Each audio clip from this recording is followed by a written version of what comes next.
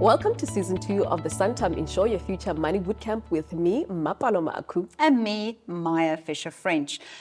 Now, over the last 9 episodes, we've had a lot of conversations about money and finance and giving you some insights into your own finances. But what we wanted to do today is to really reflect on the journey of the last 6 months with the mentees that Mapalo and I have been working with, and some of the themes that have come out and some of the lessons that Mapalo, quite frankly, we've learned. Yeah. What for you was the biggest theme that came out this year?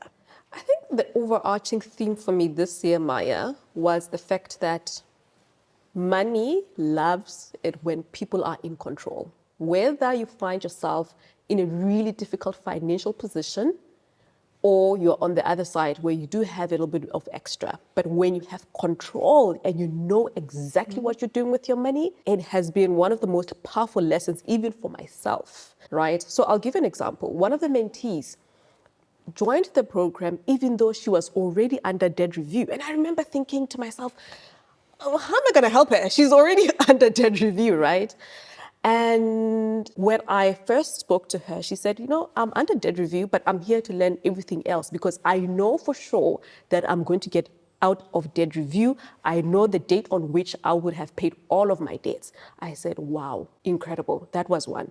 So as we were doing the group sessions where we were talking about the different topics, teaching them different topics and engaging and asking, doing Q&As, she phoned me, I think 2 months ago, and she said, you know what? I'm about to get a promotion.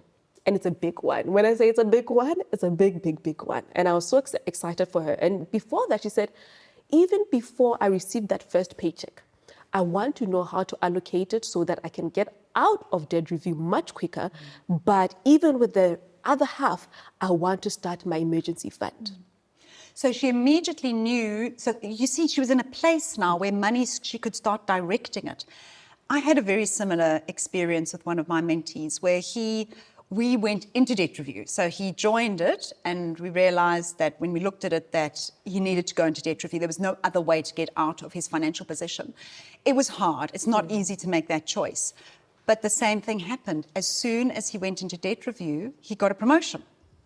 And suddenly it starts changing how quickly he can get out of debt review. It's allowing him he now has extra cash that he can start the emergency savings, he can start investing. And we're seeing this over and over again. I have another mentee who also, once we started her planning and she was managing all of her, paying off her debts, her brother, who lives overseas, came out to visit and she was telling him all about the Money Bootcamp. And he said, wow, what you're doing is amazing, and I can see that you're taking control of your money, and he has paid off her debts. Oh my gosh. Can you believe it? And he said, because I can see that you're taking control. So yes, money loves it when you take control, and amazing things happen. And Mapalo, we've seen it this year, we've seen it before, and I know in the many years that I've worked on Money Makeover with City Press, I would see the same thing happen over and over. When you start to take control, money loves you. Yeah. And I think, Maya, it's more than just about taking control of the money, right? Because one thing I've seen when there's chaos in your life, because it transcends into different parts of your life, it impacts your money. Money does not want chaos. It wants you to know that I'm paying off my debt, I'm investing, I'm saving, then it's able to flow, right? For me, it feels like that's why I think we always start with the psychology of money when we do the bootcamp, that it is more psychological. The minute you get your thinking right and you start doing the right things, money flows. It does not flow to chaos. But also, I was thinking about both of these people getting promotions. I wonder if there isn't also an element that you're showing up at work better. Yes. Because now you don't have that stress of financially chaos. You're starting to present at work. Maya, one of the things she said, that before she would go to her employer and ask for, what do you call it? Like when you get money beforehand? Yeah, in advance. In advance, yes. And now she says, I don't. But literally there is something very powerful once you do not live in chaos. That happens even with your money. But it's, you know what, we're also making this sound easy, and it's not easy. Yes.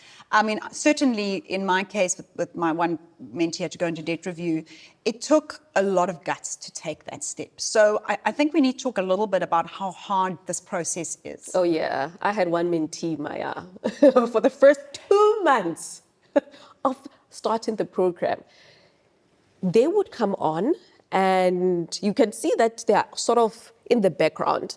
And when we had our one-on-one, I would say, okay, send me this stuff. It's always a struggle getting, their benefit statements, their debt statements, all of the financial statements that they have.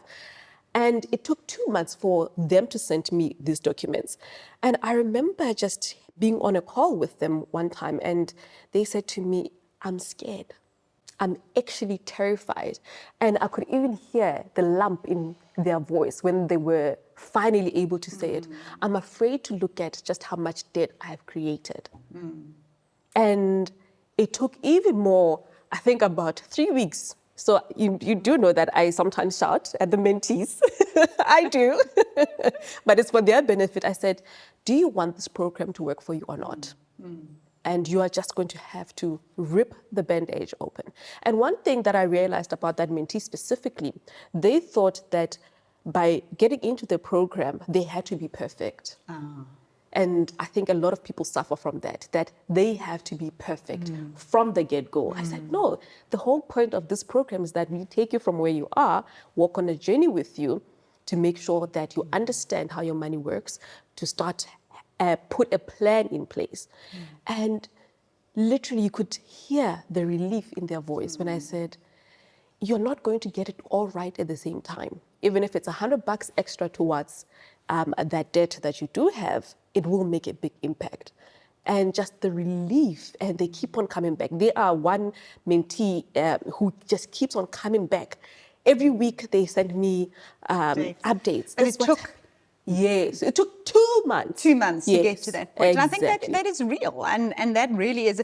And when you were talking, I was reminded of a survey they did of people, and they said, would you rather put a picture of yourself naked on Facebook or put your bank balance and your finances on Facebook? And more people said they'd rather have pictures of naked on Facebook than reveal their financial situation. So it is very real. This fear is very, very real. So for me, one of the themes that came up a lot was the impact of your partner on your finances.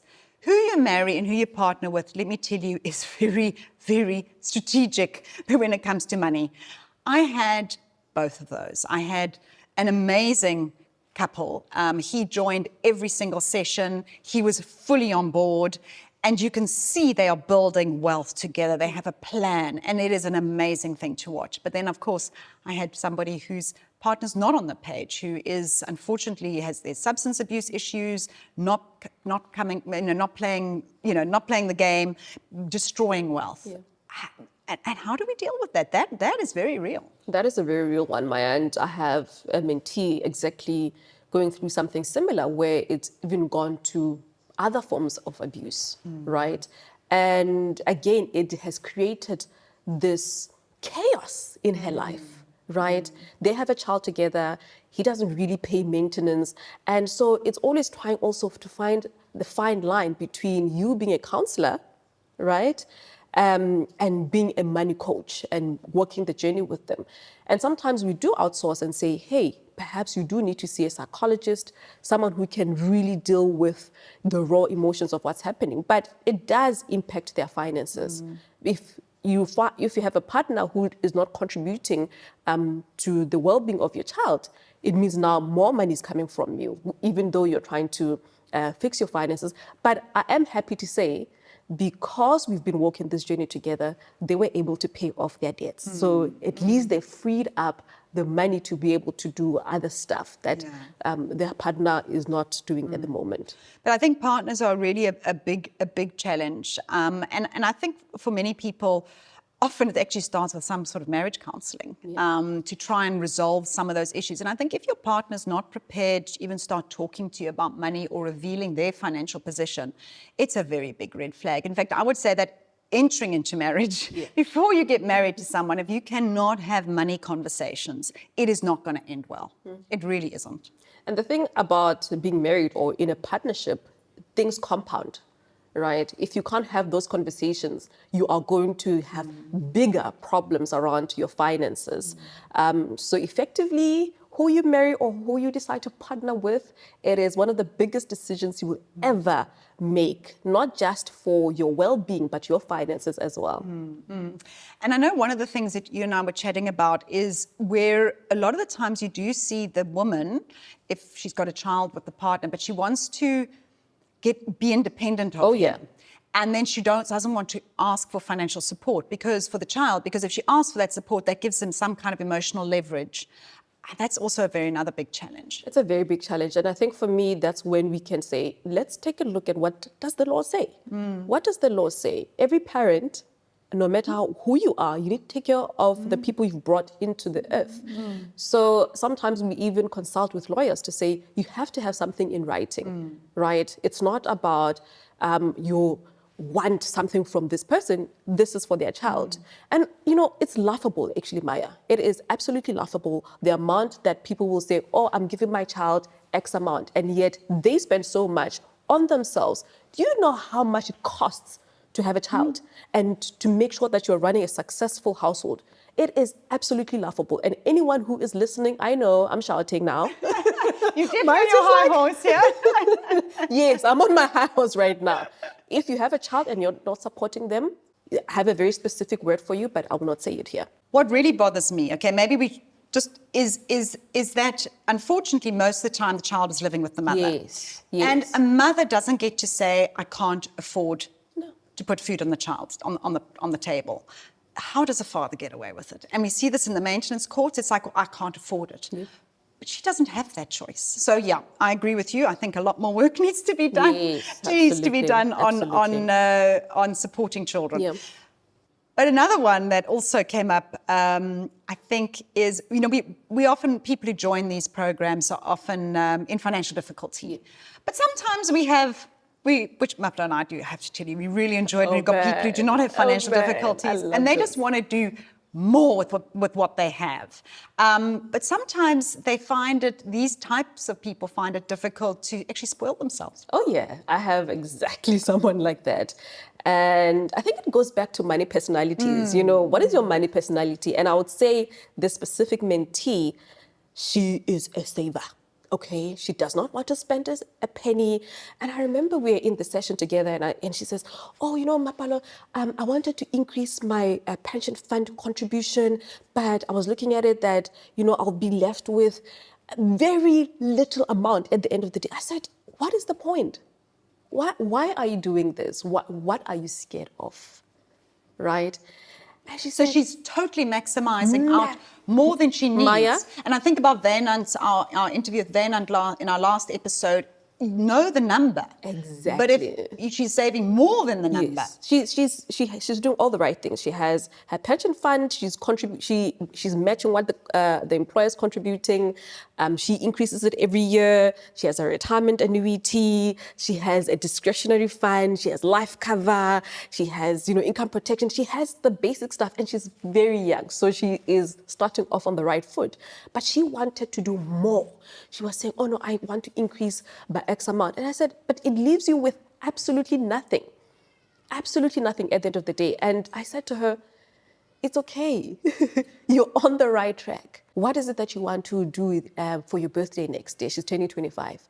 And she said, yeah, but I was worried that I said, let's save for your birthday.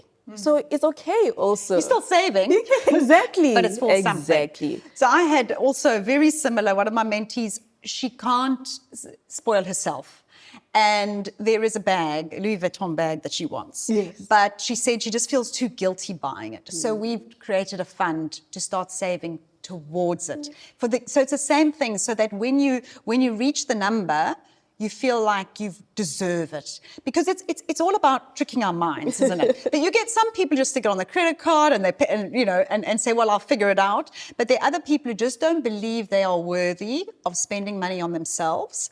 And there you have to trick your mind into saying, actually, you are worthy because you worked for it, you put the money and saved the money towards it. So we're often dealing with these psychological issues, actually, and because money is all very, very psychological. Yeah. Absolutely. Absolutely, Maya. And yeah, I'm a believer on spoiling myself, but doing it responsibly and delaying the gratification for sure. Yeah. And one of the challenges, of course, with spoiling yourself, and I had a few mentees this year who are single women with no children. And let me just tell you, by the way, if you do not have children, you have a lot of extra money. Oh. But what they were finding is that their families now expected them to do more for the extended family. It was like, but it's fine, you don't have kids, so you can do more for us. And the demands from family is another theme that I picked up this year. Oh, yeah. One of the mentees, she is not in financial trouble whatsoever. She is so good with her budgeting. I mean, she likes cricket and rugby. She even has pockets to say, okay, I know it's rugby season this time around. I'm buying tickets. I'm saving for it. Because she doesn't have children, her family, every once in a while, those who do have children say, hey, well, Maya, we know you don't have kids, so clearly you have quite a lot of money. And I said to her, surely because you've brought it up in this session, it's something that bothers you. Because she's like, I'm actually not able to save as much as I want to because I know that I always have to help out. So that's one.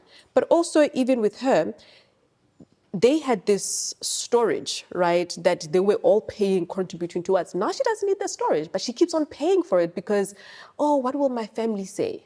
And one thing that worked with her is giving her deadlines to say, you are going to action this, you are going to call your family and tell them that, I no longer need this, so you are going to have to split it amongst you. But I found that even with the program, sometimes people just need someone who will give them permission. They need permission. Exactly. Yes. Listen, I'm somebody who often needs permission. I often phone Mapelo for permission. So I think that finding somebody who can give you permission. I was actually remembering a story you were telling me about a broadcaster that you know. Yes. Who also, if she would fly to Cape Town on holiday and then her family would say, but how can you afford to do that? We need money. Yeah. And there's this constant guilting. Absolutely, Maya. And she is doing well for herself, but she didn't have the amount of money that people thought she had. Because that's another thing. When you're a broadcaster, people think, or they see you on social media or on TV, people think, oh my goodness, multi-millionaire, billionaire even. And she would have these uncles and aunts and everybody else, extended family, who would call her, hey, Maya, can you give me X amount? And eventually, when she learned to say no, because it was a process. Before, she would feel guilty, like, okay, I don't have that many responsibilities. I can make a sacrifice here. But eventually, when she learned to say no, let's say she would book herself a flight to Cape Town for a holiday, or sometimes even with work, right? She would get a call immediately because I saw that you were in Cape Town, but you told me that you don't have money. So for me also, there's that entitlement sometimes that comes with our families that we must be quite vigilant about. So one of my mentees had taken even a step further, where she had used her credit score to open up cards and loans for families. So the family would come to her and say, I need a 50,000 Rand loan, but I don't qualify. Will you open up in your name and I'll repay it? Now, they were actually paying it, thank goodness, because often it usually happens they don't, but it was shooting her credit score out because she looked over indebted. Because when you look at it, because you would look at it and saying, well, yes, the payments are being met, but you're spending 80% of your income on debt repayments. She wasn't, because the family were paying it. But so we've had to say, well, you can't keep doing this because you're now wanting to buy a home. It's affecting your credit score. So do you think there's a psychology behind it? And I think, unfortunately, women are particularly bad at this, of wanting to be liked. Yes, you don't want to be the bad guy. You don't want to be the bitch. And so we say yes to things that we should have said no to. And often that makes us resentful. We eventually become resentful, right? But what I've learned, even, throughout the years, speaking to a lot of people who didn't have boundaries, right? That people will not die if you say no, number one. And also, it will take a couple of maybe weeks, months, especially for those repeat offenders. I call them repeat offenders, the ones who call you for everything. When you get their call, the only thing they're calling you for is money. The first time you say no, it will be very difficult. The second time, very difficult. The third time, difficult, but not very difficult. The fourth time, when they come, And it even deters them because now they know that, you know what, I've been getting a couple of no's. Perhaps this is not the person to go to. Trust me, repeat offenders, they'll always find their next person who will say yes, right? I always find the first three. After three no's, usually they're getting the message. Yes. Absolutely. Yes. But do you think there's also a way for people to plan for family responsibility? So one of the big things is a lot of people are supporting their parents. And I've always said, well, commit a certain amount that you give your parents so that they know and they can rely on that money. Also have an emergency fund because the medical bills suddenly that you're going to help them out, right? You're going to help an emergency. So I think some of it is also just making sure you've got a little bit of a backstop yourself so that if you are dealing with an emergency situation, you can at least assist. And also another one is around education because paying it forward. So if your nieces and nephews are going to get a decent education, then at least your sister is not going to be relying on you, right? Yes. So some of that can be making, starting a little bit of a fund so that you can help with registration costs. So, but it starts to become something that you're empowering yourself and you've saved towards and you can commit to rather than being an ATM, rather than just getting these random calls. Do you think there's a way that we can integrate that into the... I'll give my own example, Maya. My own sister helped with registration fees. She helped with some of the school fees when I was in university. But I think sometimes we talk about the person giving most of the time. We forget to direct conversation to the one being gifted. I think there's a massive responsibility on someone who's receiving help, right? To say, and I'm using my own example, I thought I'm getting the help. Yes, my parents are paying, but my siblings are also chipping in. I do not want this to continue for more than 3 years. So I had an end date to when I want to be receiving help. Yes, here and there, as I started my career, I would still need assistance, but I knew that I had to complete my degree, right? I knew it was a responsibility that I had. And I wanted one day for me to help somebody else. So I think maybe let's have a different conversation when it comes to helping family. Yes, some people, they have to continue helping their parents. That's a different case. But for young, mobile people, take some responsibility also for not just always taking and receiving. Have an end date for yourself to say, when do I want to be the one giving the help? I was thinking about when we were at the JSC Invest, and one of the speakers was talking about I think it was a lecturer of hers or something who had helped her with her fees. She had a very bad financial year. She couldn't afford to pay her fees, and he paid it.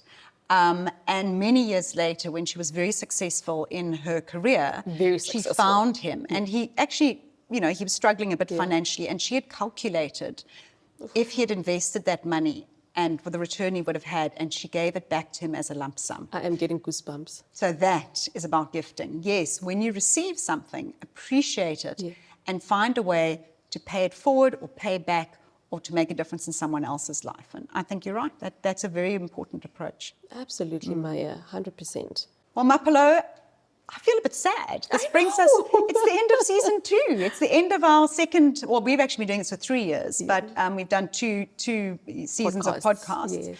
And I really hope for the listeners and those who followed it that this has added value to your lives. I think we've had some amazing conversations. And for those of you who may only be listening to this for the first time, go back to season 1, go back to season 2, listen to them. I promise you the value of the information and content will be, it will transform your lives. No, absolutely, Maya. As always, I've thoroughly enjoyed it, and I've just loved seeing the transformation of all the mentees, and they have such good stories. Absolutely. So remember to go back and listen to all those amazing stories. Cheers for now.